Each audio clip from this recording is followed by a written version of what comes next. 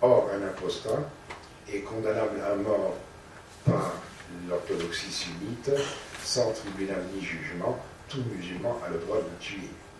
Tandis que dans le chiisme, et aujourd'hui, ils attendent le retour du Mahdi. En français, c'est le Messie. Ça rappelle quelques souvenirs, sinon catégétiques, du moins talmudiques. Il y a d'autres différences bien plus importantes. Si dans le sunnisme, il n'y a pas de clergé, les fonctions d'imam, de qadi, le juge, et de mufti, la plus haute autorité religieuse et administrative dans le sunnisme, sont toutes trois nommées par le pouvoir politique. Il n'en est pas du tout de même dans le chiisme, dont le clergé a une hiérarchie qui n'a rien à envier à celle de l'Église catholique.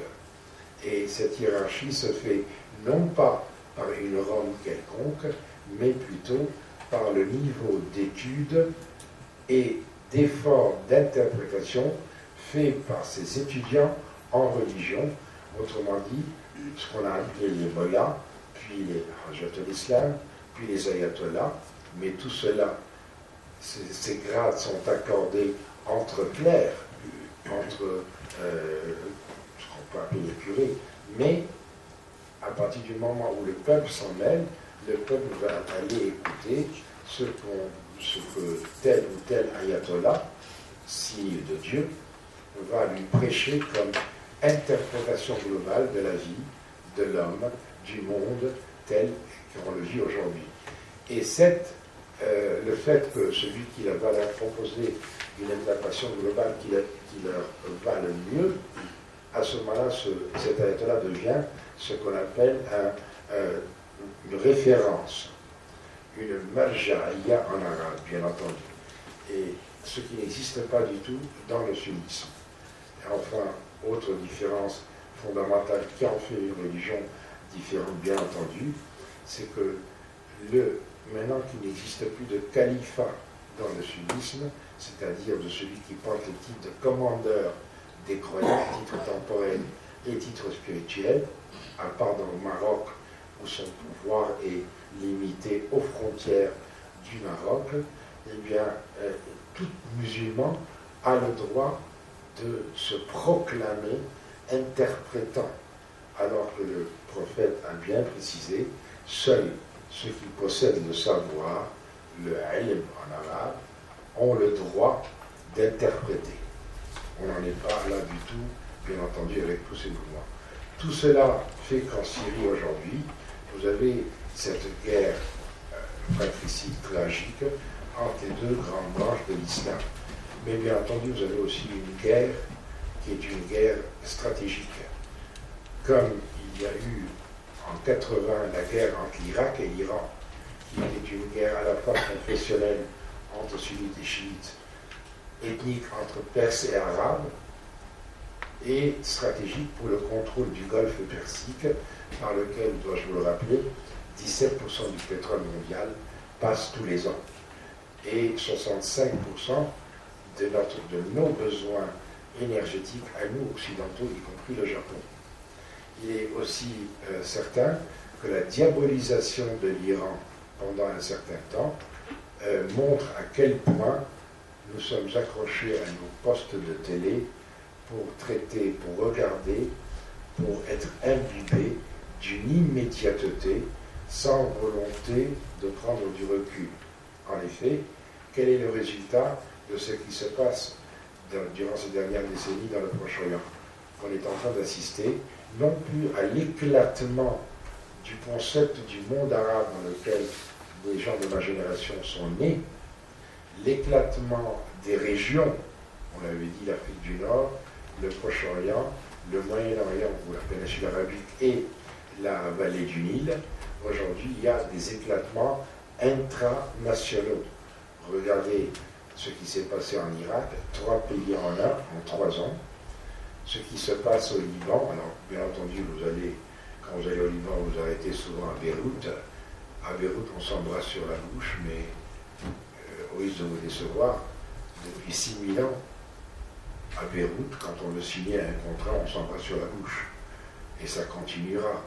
Mais où vivent les gens? Les chrétiens vivent dans la montagne, les druzes également, les sunnites sont sur le littoral et les chiites sont dans leur Béka ou dans leur sud-Liban.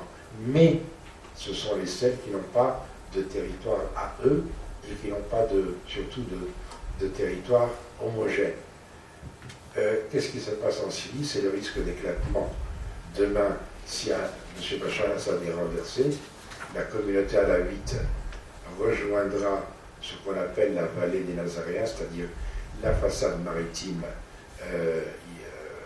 méditerranéenne de la Syrie, et le triangle Damas-Hams-Hama, qui est un triangle éminemment sunnite, sera enclavé, tandis qu'Alep fera le poids où elle sera rattachée au pays alawite, à la vallée des Nazaréens, parce que c'est la route entre la mer et l'Irak également, ou alors elle sera bien entendu disputée par ce triangle sunnite, ce pays alawite et aussi, ne l'oublions pas, la Turquie. Or, tout cela nous cache une véritable alliance stratégique qui est en train de se faire sous nos yeux, que pourtant on pouvait voir dans les cartes de Peters, qui étaient des cartes très discrètes au milieu des années 2000, notamment en 2006-2007, qui ont commencé à filtrer à travers le département d'État américain et le département de la Défense, qu'on appelle les cartes de Peters, c'est-à-dire telles que les Américains voudraient redessiner le Proche et le Moyen-Orient sur la base ethnique ou confessionnelle, ou bien entendu stratégique. Ces cartes aujourd'hui existent, et on voit très bien que tout cela est en train de se mettre en place. Mais pour gérer tous ces petits royaumes, pour gérer tous ces petits pays, y compris en Afrique du Nord, où on voit des forces de centrifuge de la part des Kabyles vis-à-vis du gouvernement central algérien.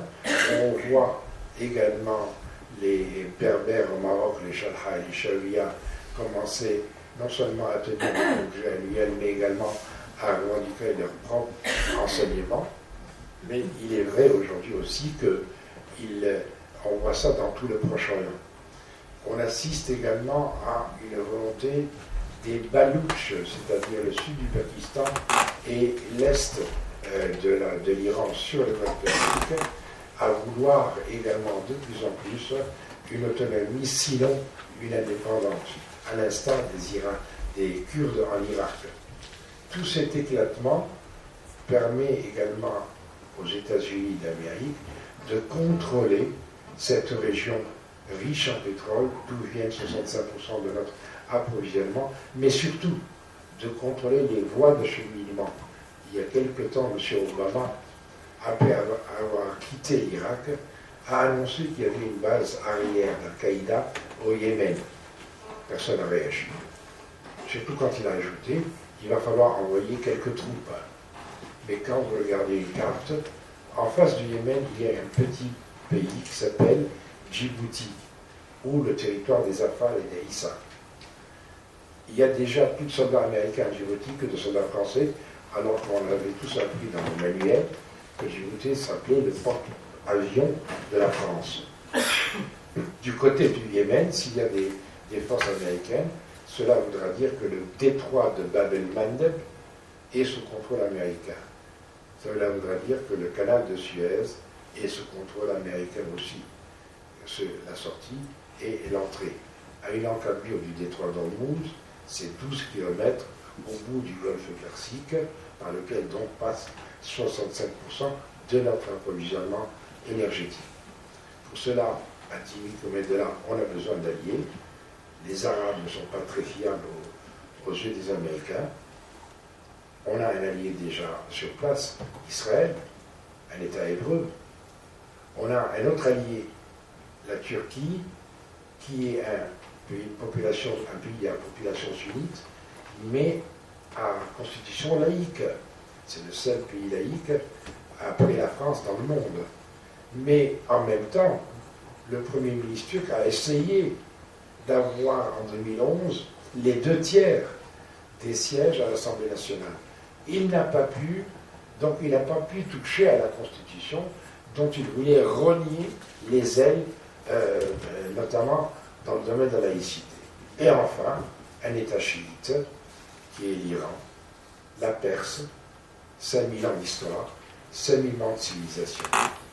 Mais il y a un conflit d'ego entre ces trois pays qui, face aux États-Unis, aux gendarmes du monde, va être le primum inter pares. Or, si vous avez remarqué, depuis quelque temps, les Américains parlent de nouveau avec les Russes directement. Ils parlent ensemble et ils règlent des problèmes. La preuve, ils viennent de, sous prétexte d'armement chimique, de donner un sursis à Bachar al-Assad jusqu'en juin 2014. Il se trouve qu'en juin 2014, il y a des élections. Entre-temps, on commence à nous montrer à la télé des atrocités commises par les Jabhat al-Nasra, les Daesh, etc., c'est-à-dire les islamistes et les salafistes, atrocités innommables. Donc il y a une population qui regarde ça et qui pourrait, en juin 2014, nous réserver une surprise en réélisant M. Bachar al-Assad. J'aimerais bien voir à ce moment-là la tête de certains ministres étrangers aux affaires occidentaux qui vont faire quand même grise mine, puisque les Syriens auront choisi quelqu'un d'autre. D'autant plus que l'Union européenne et les Nations Unies ont promis à cette occasion au moins 1200 observateurs. Donc ça devrait rassurer quand même les citoyens du pays.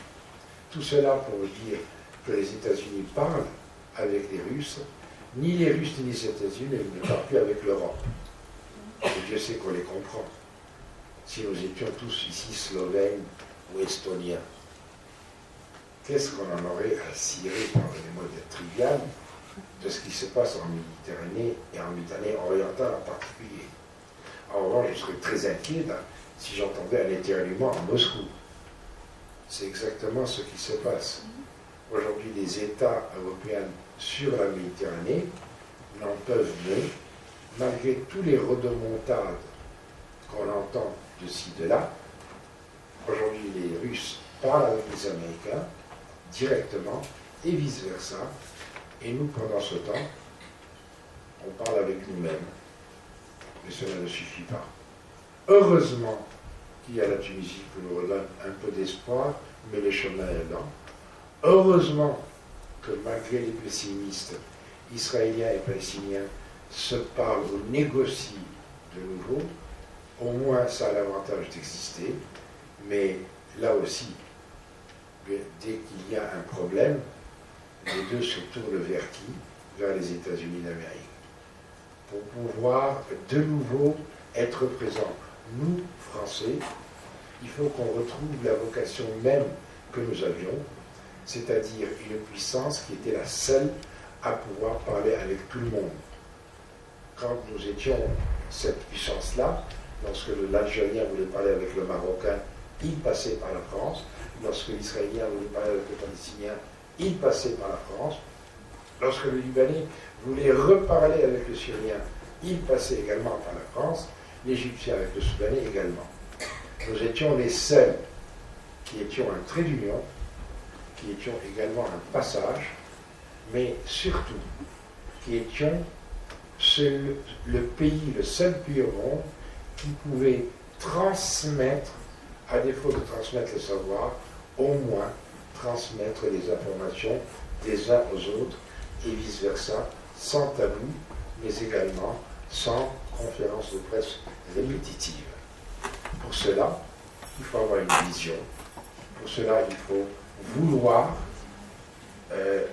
réaliser ses convictions, mais surtout, il faut avoir un courage politique. 5 ans, ça suffit pour le faire, même si on n'est pas très sûr d'être élu. Je vous remercie.